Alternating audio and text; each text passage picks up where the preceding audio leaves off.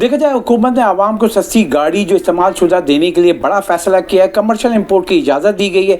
लेकिन दूसरी जानिब देखा जाए इंजीनियरिंग डेवलपमेंट बोर्ड की जानिब से जो शराइत रखी गई हैं उसके क्या असरात होंगे, क्या आवाम को सस्ती गाड़ी मिल सकेगी। जानते हैं all Pakistan motor dealer association के जो चेयरमैन HM शहजाद हमारे साथ मौजूद हैं। अच्छा फैसला हुआ लेकिन उसके बाद शराइत, तो क्या गाड़ियाँ सस्ती मिल सकेंगी? देखें, हमारे लिए बड़ा ये सरप्राइज़ है जो कल इंजीनियरिंग डेवलपमेंट बोर्ड ने जो नोटिफिकेशन निकाला है, अब उसमें इस किस्म की तमाम शराइतें डाल दी गई हैं। जो एक नई गाड़ी असेंबल्ड करने वाला हो, चाहे वो असेंबलर्स हो, चाहे वो मैन्युफैक्चरर्स हो, वो तमाम शर्तें उनके लिए होती हैं।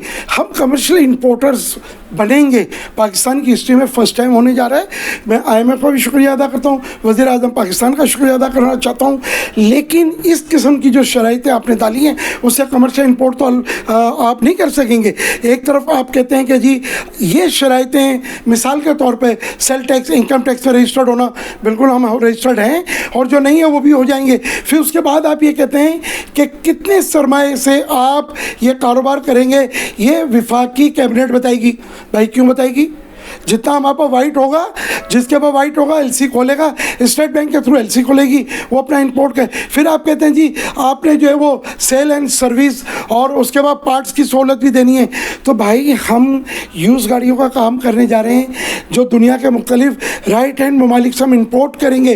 तो आप इस किस्म की शराइतें डाल के, मुझे ऐसा लगता है कि या तो आप दोबारा लोकल असेंबलरों को ये एक और मौका देना चाह रहे हैं। पहले वो TR गिफ्ट और बैगेज के ख़िलाफ़ थे, अब आपने जो ये तमाम चीज़ें की, तो ये तमाम चीज़ें, तो ये लोकल असेंबलर बआसानी ये तमाम शराइत को भर सकता है।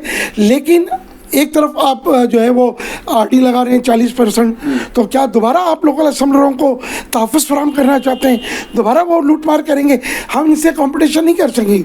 मैं आपके प्रोग्राम के तवज्जो से वज़ीर आज़म से अपील करता हूँ, खुदारा इसमें बीच में आप आएँ और जो इस कारोबार से वाबस्ता 40-50 साल से जो लोग इस कारोबार से वाबस्ता हैं, ये उनका राइट है, उनका हक़ है।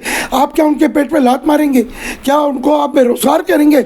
अगर कमर्शियल इंपोर्ट आपने अलाउ किया है, जो इस कारोबार से वाबस्ता 30-40 साल से 50 साल से जो लोग कारोबार कर रहे हैं, ये उनका राइट है, उनको ये काम करने की इजाज़त देनी चाहिए। अच्छा HM शहजाद साहब, जो शराइत हैं इंजीनियर बोर्ड की, तो आप as a chairman all Pakistan motor dealer association की क्या इसको मानते हैं या मुस्तरद करते हैं? नहीं, हम इसको मुस्तरद करते हैं।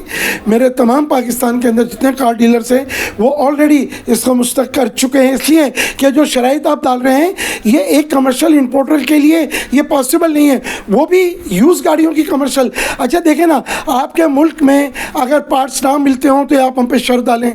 आपके मुल्क में अगर बहुत सारे ऐसे वर्कशॉप ना हो जहाँ ये गाड़ियों की चीज़ें चेंज की जा सकती हों तो कोई बात है। आप सेल के लिए हम बैठे हैं।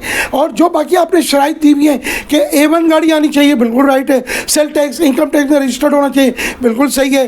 अगर आप कहते हैं कि जी EDP से आपको लाइसेंस लेना है, तो हम EDP के अंडर नहीं आते, इसलिए कि हम मैन्युफैक्चरर नहीं हैं, हम असेंबलर्स नहीं हैं। हम तो कमर्शियल इंपोर्ट यूज़ का करेंगे। इंपोर्ट एक्सपोर्ट अंडर दी आती है, मिनिस्ट्री ऑफ कॉमर्स के अंडर आती है। हम कॉमर्स मिनिस्ट्री से इंपोर्ट लाइसेंस लेने के लिए भी तैयार हैं।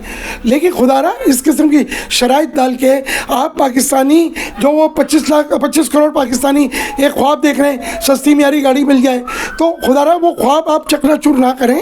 आप तरीके से इन गाड़ियों को इंपोर्ट की इजाज़त दें ताकि लोगों को हम सस्ती म्यारी गाड़ी दें, हुकूमत को एक बहुत बड़ा रेवेन्यू भी दें। अच्छा, ये इन लास्ट के मैं ये पूछूं कि ये जो अभी शराइत आई है जो नया कमर्शियल की, 1 साल बाद क्या ये 5 साल से ज़ायद गाड़ी की आ सकेंगे? अभी तो 5 साल तक की गाड़ी आएगी, उसके बाद क्या होगा? देखें, बिल्कुल हुकूमत का जो फ़ैसला है वो बड़ा खुशाइन है कि 2026 जून तक आप 5 साल पुरानी गाड़ियाँ ला सकते हैं।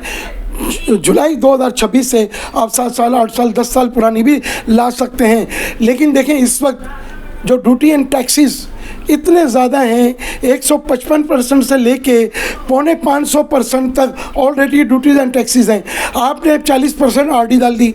अच्छा, आरडी जो है ना वो रेगुलेटरी ड्यूटी लग्जरी आइटम्स पे डलती है, गाड़ियों पर भी थी।